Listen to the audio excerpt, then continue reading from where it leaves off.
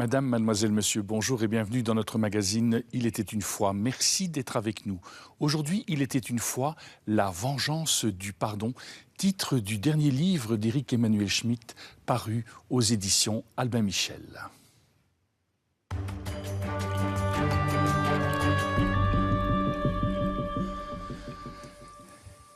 Éric Emmanuel Schmitt, bonjour. Bonjour. Merci d'avoir accepté notre invitation. Première question toute simple, pourquoi avoir écrit 4 nouvelles sur ce thème-là? Parce que je suis passionné par le pardon, fasciné par le pardon, partisan du pardon, mais en observant mes contemporains et moi-même, je me suis rendu compte qu'il y avait différentes sortes de pardons. Il y a des pardons sublimes, absolus, et puis il y a des pardons impurs, il y a des pardons pratiques, il y a des pardons intéressés, et puis il y a peut-être même des pardons qui sont une forme subtile de vengeance. Alors en écrivant 4 histoires, je pouvais comme ça parcourir ce thème du pardon. C'était comme une sorte de diamant dont je regarde les facettes. Alors justement, quelles seraient les 4 dimensions du pardon que vous auriez, vous aujourd'hui, voyez-vous aujourd'hui? Alors, qu'est-ce que c'est pardonner? C'est dire à l'autre, je ne te réduis pas au mal que tu m'as fait. Je pense que tu es capable du bien comme du mal, comme chacun de nous, et je me refuse à te pétrifier dans un seul de tes actes. Donc finalement, le pardon, c'est rendre sa liberté à l'autre, et puis considérer qu'il est toujours capable du pire et du meilleur, et espérer qu'il choisisse le meilleur. Donc pour moi, c'est fondamental, le pardon dans la relation à l'autre. Il faut toujours aller vers le pardon, même si c'est parfois difficile, et je dirais, on en parlera peut-être, même si c'est parfois impossible. Donc, étant partisan du pardon, ça ne m'empêche pas de me rendre compte que parfois, certains pardonnent tout simplement, non pas pour le bien de l'autre, mais pour leur propre bien. C'est-à-dire certains pardonnent pour avoir la paix. Certains pardonnent pour se débarrasser des sentiments négatifs, pour aller vers plus de tranquillité. C'est peut-être souhaitable, mais au fond, c'est un pardon qui vise plus la paix avec soi que la paix avec l'autre. Voyez. Et puis, il y a des pardons qui sont des pardons pour avoir le bon rôle. On domine l'autre en le pardonnant, parce que c'est très difficile d'être pardonné. Celui qui est pardonné, il est doublement, je dirais, misérable. Il a le nez sur sa faute, et en même temps, il est sous le regard de quelqu'un qui est au-dessus et qui est moralement meilleur. Donc, c'est une position difficile, celle du pardonné. Et donc, il y a des pardonneurs qui peuvent en profiter de cette, au fond, domination. Et puis, dans le livre, j'examine aussi un pardon qui serait en fait une forme de subtile vengeance. Et puis, je vais à l'autre bout du pardon, c'est-à-dire le pardon absolument sublime, le pardon tel qu'il est décrit dans le judéo-christianisme. C'est dans l'histoire qui s'appelle Mademoiselle Butterfly, oui, où c'est le pardon par amour. C'est l'incandescence de l'amour qui provoque le pardon. Donc voilà. Et si vous deviez donner une définition du pardon, quelle serait-elle? C'est quoi exact? C'est rendre la liberté à l'autre? Oui, pardonner, ce n'est pas oublier. Pardonner, c'est au contraire, en ayant absolument conscience du mal qui a été fait, dire « je ne m'englue pas dans le mal, je n'en reste pas au mal et je ne te réduis pas au mal que tu as fait ». Donc c'est rendre à l'autre son âme dans sa complexité et sa liberté. Mais quelque part, pour pouvoir poser un tel geste, c'est reconnaître qu'en tout être humain, une part d'inconnaissance, une part de faillibilité, pour pouvoir... Bien sûr. Je pense que il faut se savoir faillible soi-même pour donner le pardon. C'est-à-dire, en donnant le vrai pardon, on n'est pas supérieur à l'autre. On est aussi misérable que lui. C'est-à-dire... c'est une relation de 2 êtres humains qui savent, qui sont capables du pire et du meilleur et qui luttent chacun contre le pire qu'il y a en eux. Parce que c'est vrai, nous sommes tous affrontés à la problématique du pardon toute notre vie. Quand on nous fait du mal, quand on nous trahit, quand on nous humilie, quand on nous vole, on a le choix entre 2 chemins, vengeance ou pardon. Donc tout le long de notre vie, c'est là. C'est très curieux parce que c'est au cœur de nos vies, la thématique de la vengeance et du pardon. Et par contre, c'est totalement exclu du discours public. Je ne sais pas si vous avez remarqué, mais on ne parle plus du pardon. Il semblerait que c'est un thème qui soit perdu, alors que... Et ça me paraît très symptomatique, c'est-à-dire je vois que le livre rencontre vraiment le public, mais je pense que ce livre rencontre le public parce qu'il est à contre-courant de notre époque. Notre époque est victimaire, c'est tout le contraire du pardon. Aujourd'hui, quand on prend la parole, c'est pour dire de qui on est victime et pour désigner l'ennemi ou le bourreau. Parfois, c'est nécessaire, hein. Mais malgré tout, c'est le schéma de la prise de parole aujourd'hui. Or, le pardon, c'est aller au-delà de la désignation du bourreau ou de la victime, c'est vouloir avancer.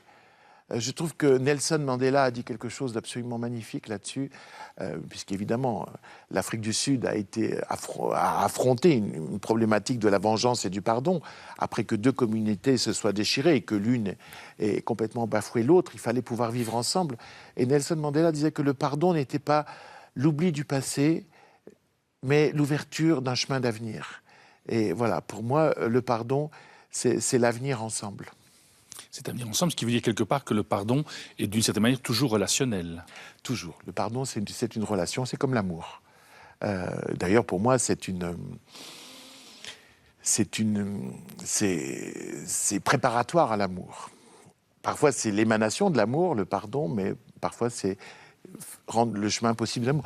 En tout cas, pardonner à son ennemi, ce n'est pas l'aimer, mais c'est rendre possible la vie avec lui. Dans cette idée-là, quelle différence êtes-vous alors entre le pardon et la réconciliation? Est-ce que pour vous, ce sont des synonymes ou bien il y a des nuances quand même? Je crois que la réconciliation me paraît pragmatique. Tandis que le pardon me paraît dynamique. C'est-à-dire que le pardon, c'est vraiment rendre possible le chemin que nous allons faire ensemble. Donc, ça nous appelle à une humanité plus haute. Pas pour rien que le pardon est apparu d'abord dans les grandes spiritualités, le judaïsme et le christianisme. Ensuite, la philosophie l'a repris avec Kant au XVIIIe siècle ou avec Jean Kelevitch au XXe siècle. Mais d'abord, il y a cette volonté de dynamique, de rendre l'homme plus haut que lui, meilleur que lui. Dans cette idée-là, quelque part, est-ce que parfois on peut pardonner alors qu'il n'y aura pas d'avenir possible ensemble? Que certaines relations font que voilà, la blessure était telle que je te pardonne, je ne t'enferme pas dans ta faute, mais en même temps, je me rends compte que oui, nous ne pourrons pas poursuivre la vie. C'est là qu'on voit que justement le pardon est un processus dynamique, c'est-à-dire qu'il y a des moments du pardon. Il y a le pardon volontaire, ce que vous évoquez, et puis il y a le pardon émotionnel. Le pardon volontaire, c'est dire, bon, je te pardonne pour que la vie soit possible. Et puis il y a le pardon émotionnel qui est quand au fond de soi, ça y est, on n'est plus dans la douleur, on n'est plus dans la haine. Je pense que le pardon volontaire rend possible éventuellement un jour le pardon émotionnel. C'est-à-dire, moi je rencontre souvent des gens qui me disent, pour pardonner, j'attends d'être apaisé, j'attends d'être en paix. Et je leur réponds toujours, mais si vous attendez la paix, elle ne viendra pas d'elle-même. La paix, il faut la faire. La paix, il faut la fabriquer. Donc je crois qu'une manière de fabriquer la paix, c'est de donner le pardon volontaire. Je décide de te pardonner, mais au fond de moi, j'ai toujours mal. Au fond de moi, je souffre toujours. Au fond de moi, j'éprouve de la haine quand je pense à ce qui s'est passé. Mais en ouvrant cet espace du pardon volontaire, peut-être qu'un jour sera possible le pardon émotionnel, peut-être. Mais peut-être jamais. Mais ce qui est important, c'est d'avoir rendu la vie possible. Ce qui veut donc dire, si je m'entends bien, c'est qu'il y a quand même un acte de la volonté quand on veut entrer dans un chemin de pardon. Oublier, on ne le choisit pas, sauf si on est masochiste. Oui. Mais par contre, si on veut entrer dans un chemin de pardon, elle commence par un acte de la volonté. Ah, complètement. Pour moi, le pardon est un acte moral, un acte qu'on pose, volontaire. Une nouvelle situation qu'on crée avec autrui pour dépasser le conflit et pas rester englué dans le négatif. C'est vraiment c'est une affirmation de la liberté, de sa propre liberté. Sa propre liberté pour rendre sa liberté à l'autre. Et quand l'auteur, par exemple, ne reconnaît pas sa faute, Et que, alors, est-ce que justement le pardon dont vous parliez tout à l'heure, que j'appellerais peut-être le pardon personnel, je te pardonne non plus pour toi, mais parce que moi-même, je dois continuer à vivre. Est-ce que ces dimensions-là, alors finalement, ce n'est pas qu'une instrumentalisation du pardon, mais Oui. que c'est une dimension quand même fondamentale aussi, quand l'auteur ne reconnaît pas? Oui, pour moi, il y a des conditions du pardon, c'est que quand même l'autre reconnaisse qu'il a fait une faute.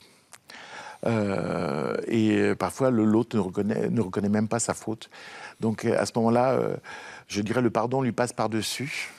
Et alors à ce moment-là, je crois qu'il faut mener une pédagogie du pardon. C'est-à-dire qu'il faut vraiment amener l'autre à comprendre qu'il a fait quelque chose de mal, mais qu'on va dépasser ce quelque chose de mal. Parce que pardonner l'autre quand il ne comprend pas qu'il a mal fait, c'est l'exposer à recommencer indéfiniment. Et nous, c'est nous exposer à pardonner indéfiniment. Dans une des nouvelles de l'histoire, les sœurs Barbarin, qui sont deux sœurs jumelles, celle qui est née 20 minutes après, la cadette, déteste sa sœur. Et il lui fait des crasses, lui pique ses amis, son compagnon, etc., etc. Et la grande sœur pardonne, toujours pardonne, par amour. Eh bien, je crois que son amour est un peu aveugle et que son amour devrait être plus lucide et son amour devrait être intelligent, en fait. Parce qu'il y a du pardon à mauvais escient. Si on pardonne à l'autre sans lui avoir fait comprendre qu'il avait fait quelque chose de mal, il continue, il recommence, il s'enfonce, il manque de repères, il manque de limites. Donc je crois qu'il faut absolument garder la limite du bien et du mal et mettre la problématique du pardon à l'intérieur de ses limites. Je pousse encore un peu plus loin, si vous voulez bien. Et imaginez-vous maintenant que le fauteur est décédé. Oui. Alors, est-ce que là, quand même, quelqu'un qui est face à cette réalité-là, est-ce que là, un chemin de pardon personnel n'est quand même pas utile pour retrouver cette liberté intérieure? Oui, alors à ce moment-là, de toute façon, le fauteur est mort, mais comment dirais-je, il est potentiellement dans d'autres, puisque nous sommes tous capables du pire et du meilleur. Moi, à ce moment-là, on se trouve devant la logique de l'impardonnable. J'ai fait une émission récemment à la télévision française avec Boris Cyrulnik. Cyrulnik, oui, qui aborde le pardon maintenant dans ses livres. Exactement, avec sa théorie de la résilience, etc. Et j'étais assez bouleversé, parce que je savais qu'il allait dire ça, on s'aime beaucoup. On m'a demandé, est-ce qu'il y a de l'impardonnable? J'ai dit, je pense qu'il faut donner la parole à Boris Cyrulnik. Et il a dit, je suis du côté du pardon, mais quand je pense aux gens qui ont tué mes parents dans les camps de concentration, je ne pardonne pas. Et j'ai du mal à pardonner aux Allemands d'être devenus nazis. Je dirais que au niveau de l'homme, on peut parfois buter contre l'impardonnable. En même temps, vous voyez, Boris Cyrulnik, il a lutté il bute contre l'impardonnable, mais toute sa vie est faite pour faire en sorte que les hommes dépassent leurs conflits. Donc je crois qu'il est dans une problématique personnelle. Et là, le pardon de ceux qui ne comprennent pas, c'est vraiment le pardon spirituel, et je dirais c'est le pardon chrétien. Le Christ disant « Pardonne-leur, ils ne savent pas ce qu'ils font ». Là, c'est le plus haut degré du pardon. Mais c'est le pardon du Christ ou c'est le pardon d'un saint, c'est-à-dire pardonner à quelqu'un qui n'a absolument même pas conscience de la faute. C'est le plus haut du pardon. J'ai essayé de le représenter dans mon livre à travers l'histoire de Mademoiselle Butterfly, une femme qui pardonnera des horreurs à son homme et ensuite à son fils. On est tous appelés à ça, mais est-ce possible ? On vous retrouve dans quelques instants, si vous voulez bien, pour poursuivre notre rencontre.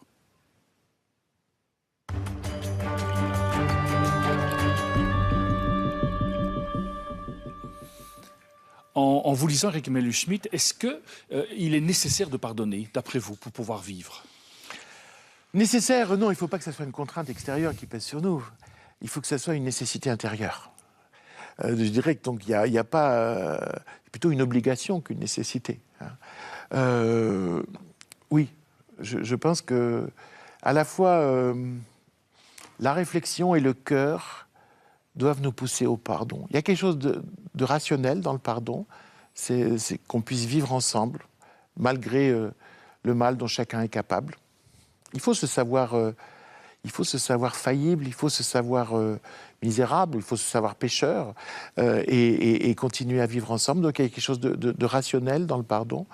Et puis, ça relève aussi du cœur. C'est-à-dire que si on décide que la relation à l'autre, ce n'est pas la peur, mais l'amour, eh bien, il faut aller du côté du pardon. Et l'amour aide à pardonner.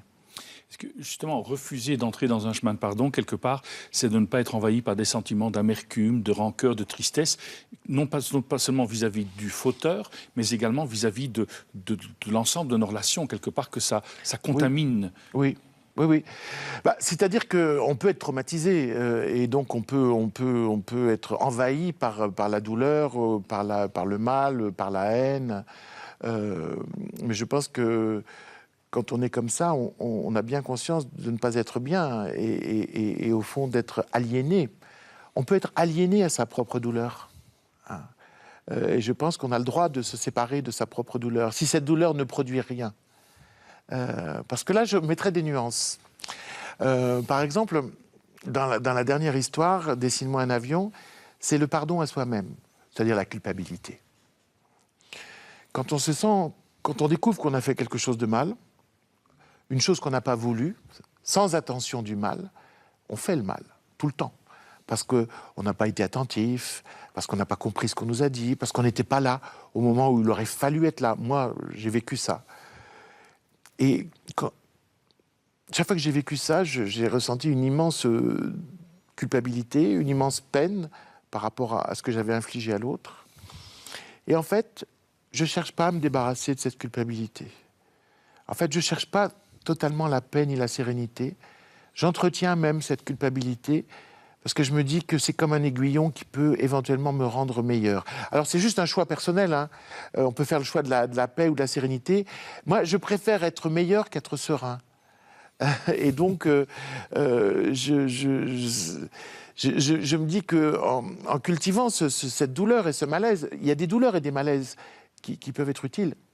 Voilà, peut-être que je ferai plus attention, que je serai plus à l'écoute, que je lutterai contre mon égoïsme ou que je lutterai contre la multiplicité de mes tâches pour être présent quand il faut, etc. Donc voilà, mais ça, c'est une douleur ou c'est une peine utile, mais il y a des peines qui nous dévastent. Alors il faut essayer de se désaliéner de ces peines-là. Et donc, si nous sommes le fauteur, donc quelque part, c'est fondamental également d'apprendre à se pardonner à soi-même. Mais bon, certains vous diront c'est trop facile.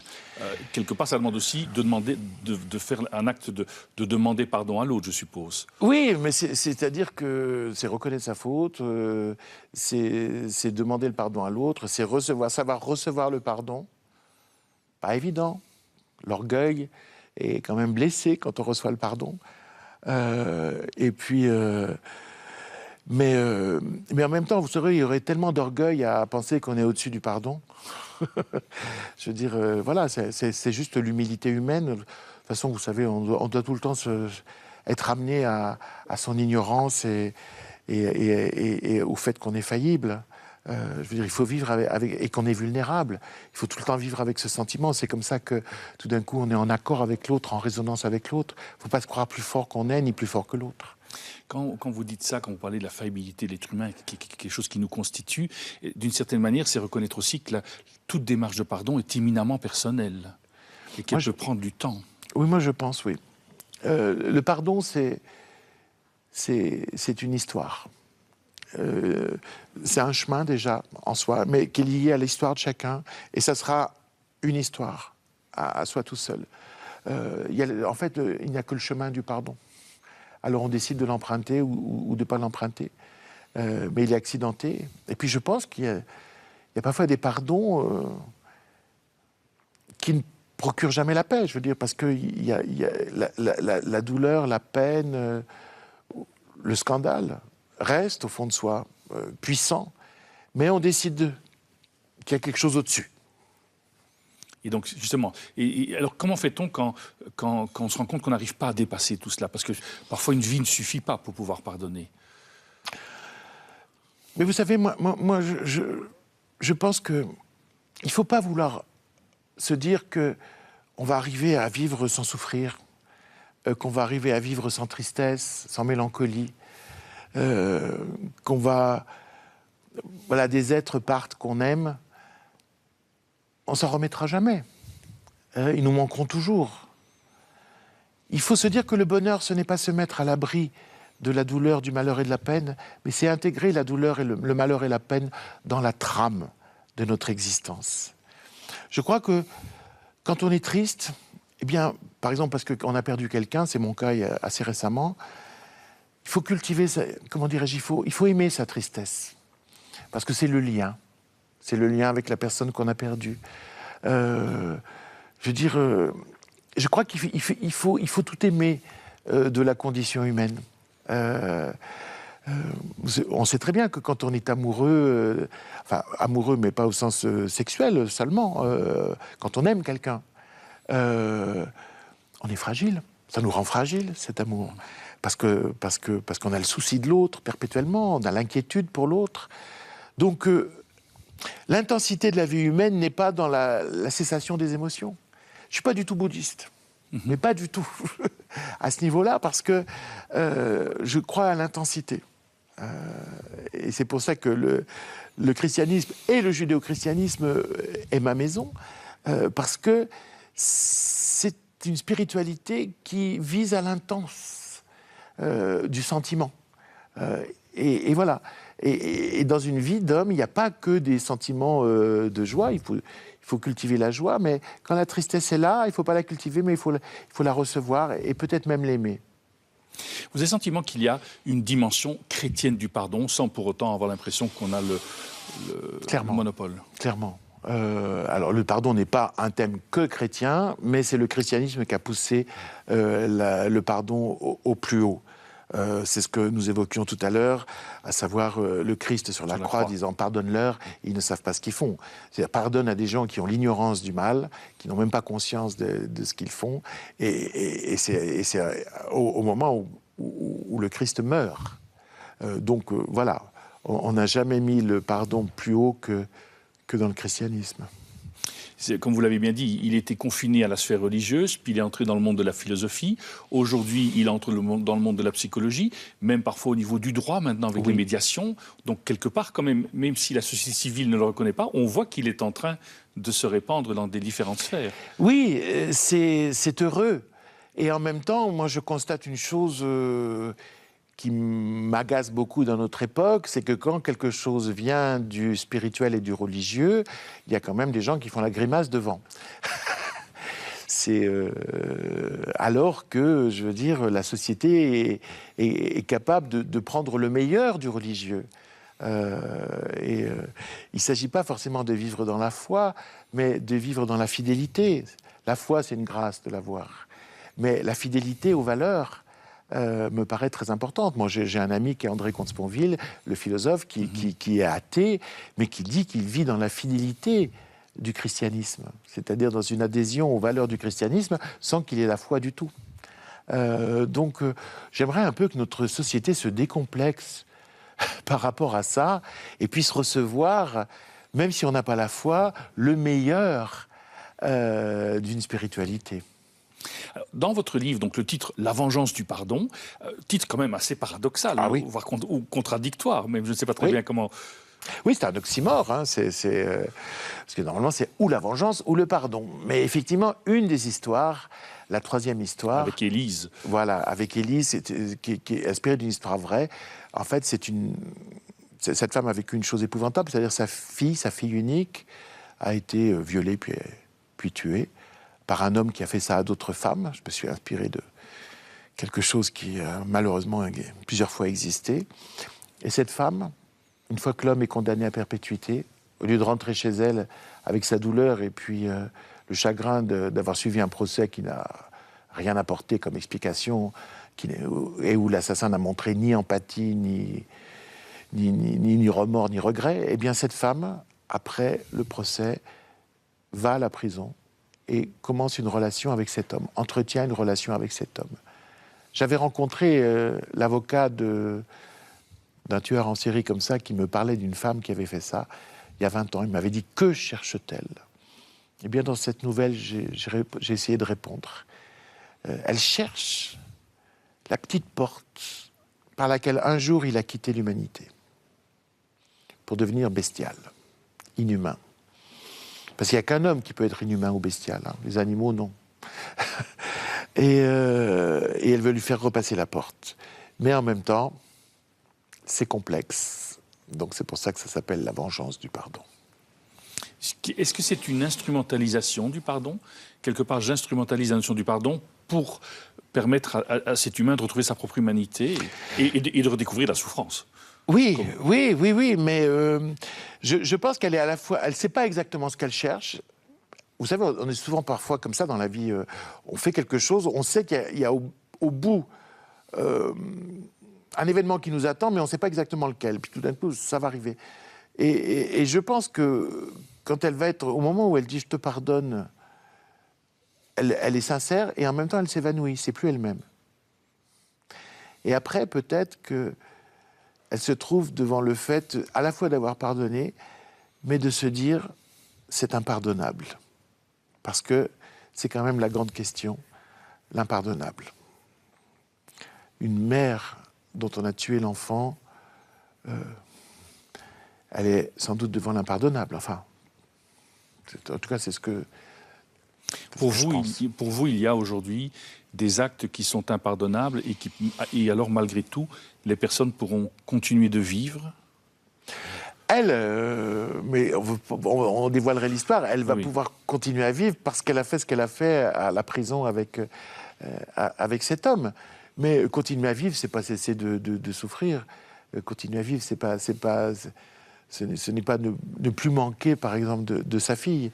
Continuer à vivre, ce n'est pas penser qu'il est arrivé une chose... C'est de penser qu'il est arrivé une chose horrible à sa fille. C'est ce que j'essayais d'évoquer tout à l'heure. Je veux dire, vivre, c'est aussi intégrer tous ces événements qui peuvent être difficiles dans la trame de notre existence. Et donc, quelque part, c'est se dire, voilà, je peux vivre ce pardon, mais en même temps, émotionnellement, voilà. Je ne suis pas encore en paix, si je vous entends bien. Si c'est ça, elle donne le pardon volontaire, mais le pardon émotionnel, il semblerait qu'il n'arrivera jamais. Et on peut quand même vivre. Il y a quand même de l'espérance dans ce que vous dites. Oui, mais bien sûr. Mais il y a des gens à qui on inflige une vie cabossée, une vie douloureuse. C'est le cas de Élise, de toute façon. Mais ça doit être une vie. Elle mérite une vie. Éric Emmanuel Schmitt, merci beaucoup d'avoir pris le temps de vous présenter, je rappelle, votre livre « La vengeance du pardon » qui vient d'être publié aux éditions Albin Michel. Nous arrivons déjà au terme de notre magazine. Merci d'être resté avec nous. Si vous souhaitez revoir cette émission, il vous est possible de le faire en allant sur notre site catobel.be. Au nom de toute l'équipe qui a préparé ce magazine, il ne me reste qu'à vous souhaiter une excellente journée. À très bientôt.